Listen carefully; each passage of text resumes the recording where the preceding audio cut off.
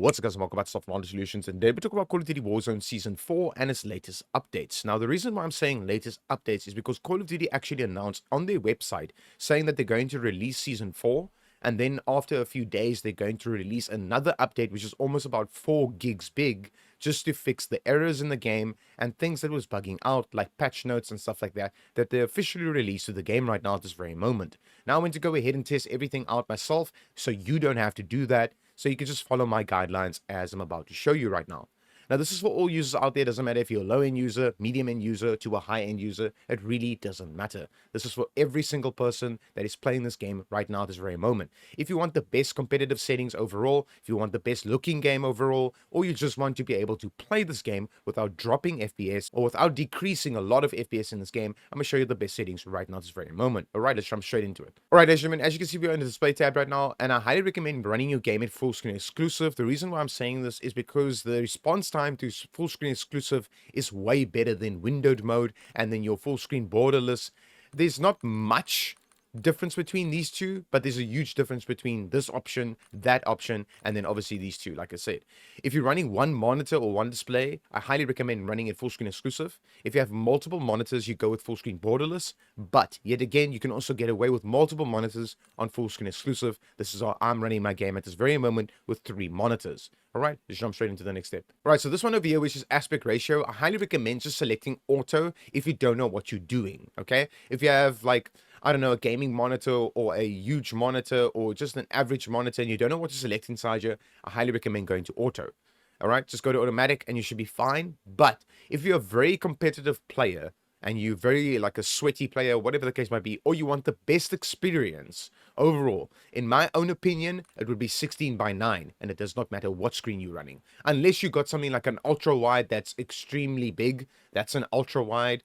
Over here is the 32:9, then you'll obviously select this. But yet again, then I would rather select automatic and let Call of Duty automatically select the screen for you. All right. Then you get this over here, which is restart shader preloading. We're obviously going to come back to this because it's a very important step that you're going to need to take after we do everything that I'm about to show you.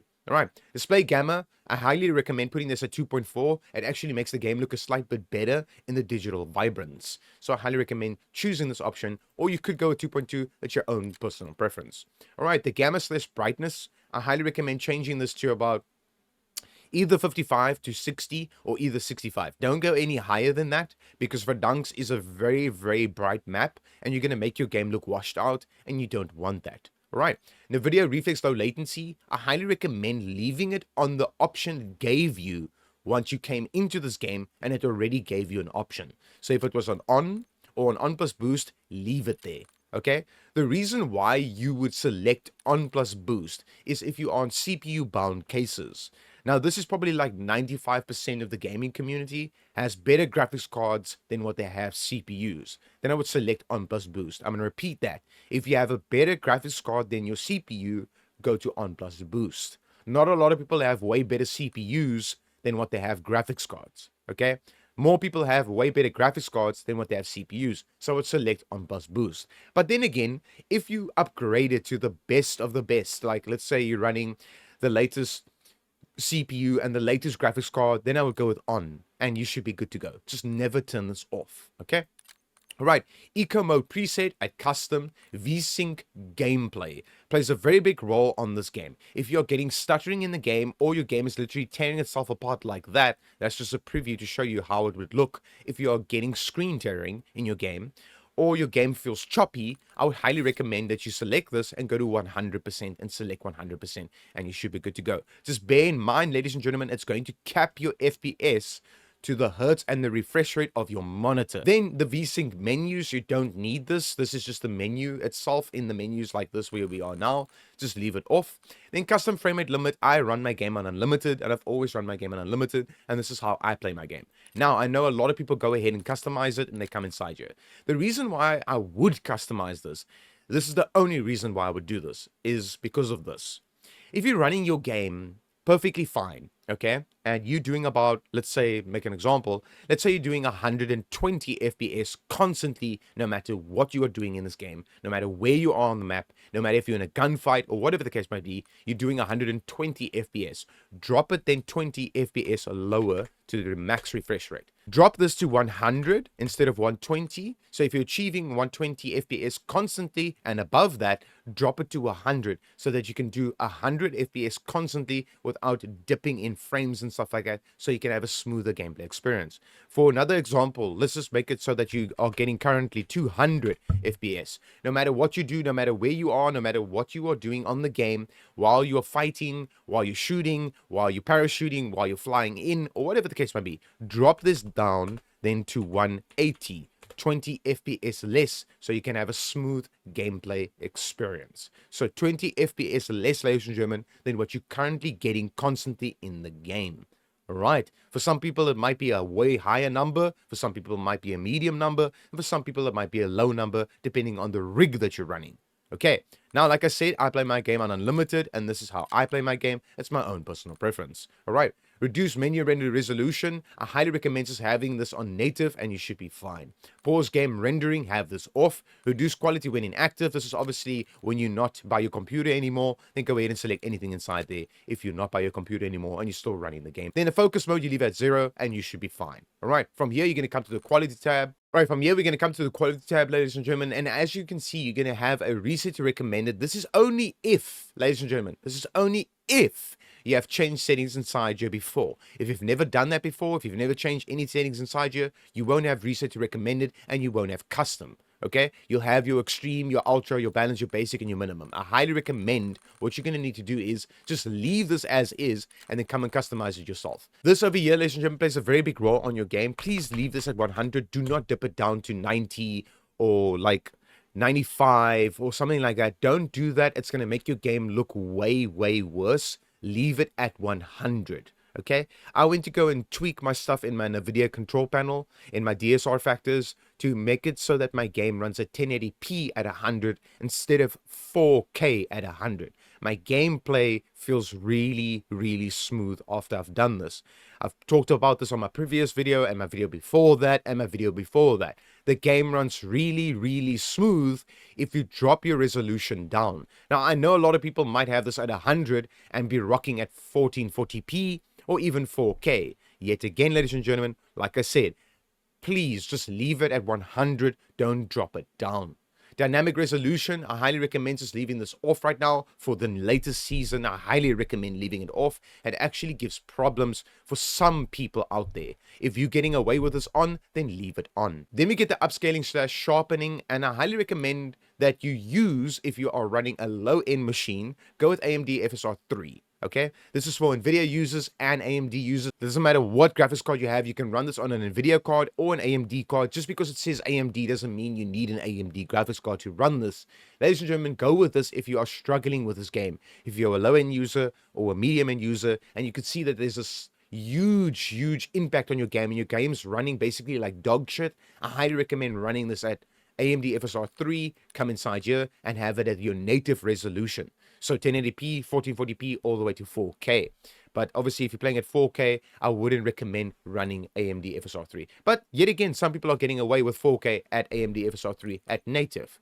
But then yet again, as well, if you do not want to push the native resolution of your monitor and you want that quality, you can go with quality over here. But yet again, native will push out the native resolution of your monitor. So if you're playing this game in 1440p, the game will look really good at native. So that's why I recommend native overall when it comes to AMD FSR 3. Go to native over here. You can also run AMD FSR 1, but yet again, there is no native option over here. Then I would go to ultra quality. It makes the game look really well on this specific setting. Ladies and gentlemen, yet again, this is for low-end users. If you are a medium to a high-end user and you're using the settings, you'll see that your FPS will increase by a fuck ton, and you'll probably see 400 to 500 FPS. Basically almost 500 FPS, but you'll reach maximum numbers of over 400 FPS in this game if you have a beast of a computer and you're running AMD FSR 3 or AMD FSR 1. All right. This two options are actually there for the people out there that's running medium-end machines to low-end machines. All right.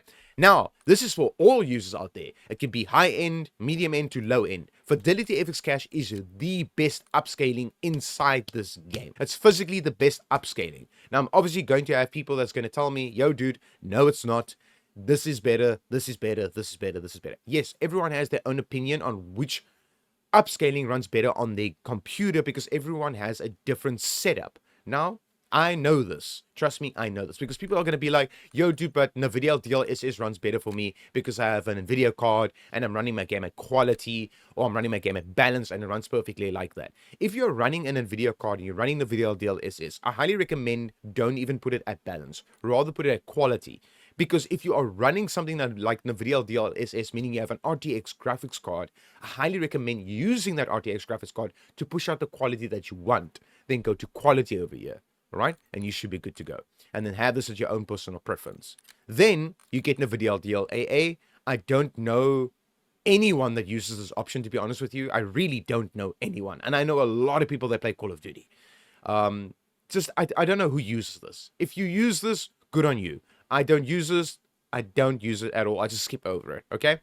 NVIDIA image scaling. I highly recommend using this if you are running like a 10 series graphics card all the way to a 20 series graphics card. I would highly recommend using this and have it at your native resolution, okay? Have it at your native resolution. So you're doing either 1080p, 1440p, or 4K with your NVIDIA image scaling. Yet again, ladies and gentlemen, I'm going to say it again, 10 series to 20 series cards. If you have anything higher than that, don't use NVIDIA image scaling. Rather go to either DLSS or Fidelity FX Cache, or even try one of these two over here, and you should be good to go.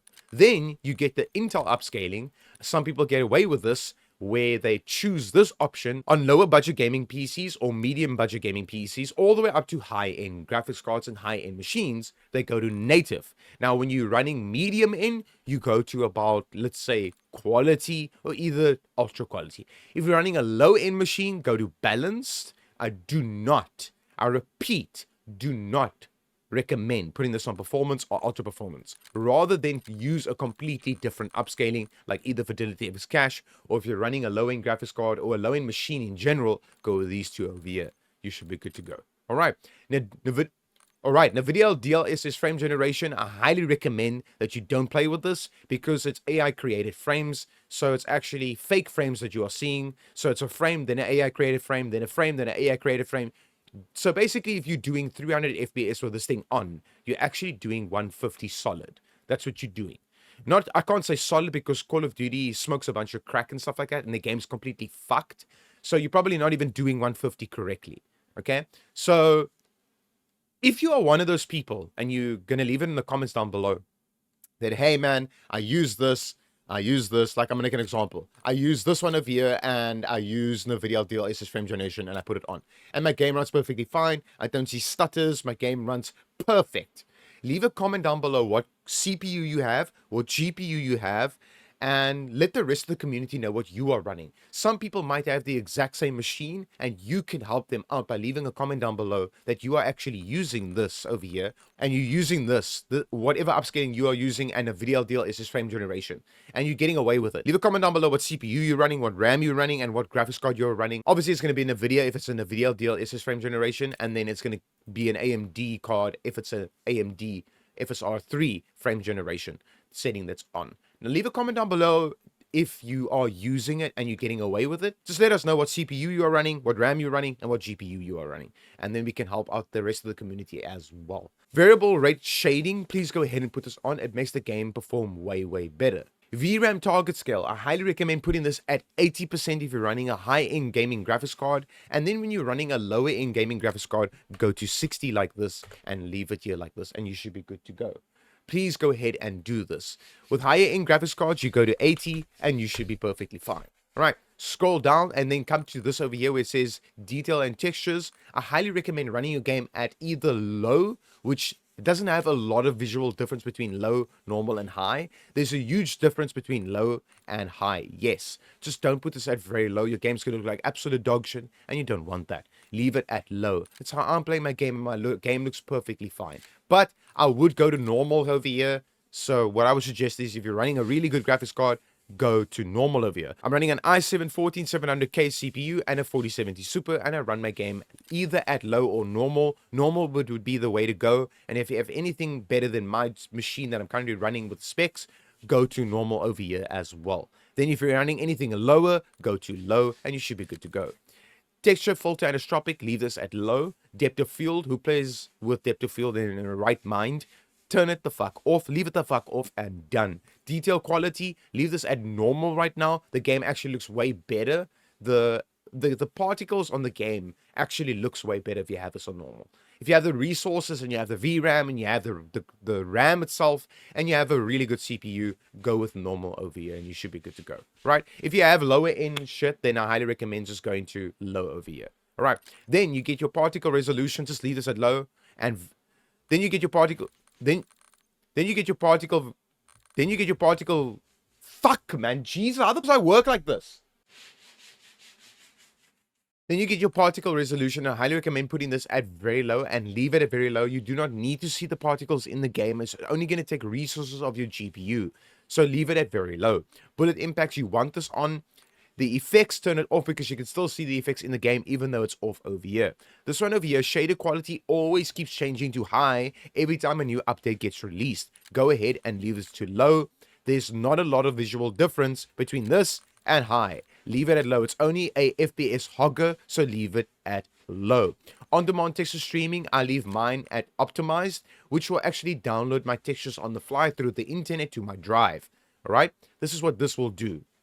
You can actually go ahead and select it and say what you want to change it to, but I don't recommend playing around with it. Just leave it at optimized. If you have really good fiber optic connection and a lot of space on your computer, you should be fine. Then if you have a low budget gaming graphics card, I don't really recommend using this because it just intends to fuck up the game even more. Then go to minimal over here and you should be good to go. All right.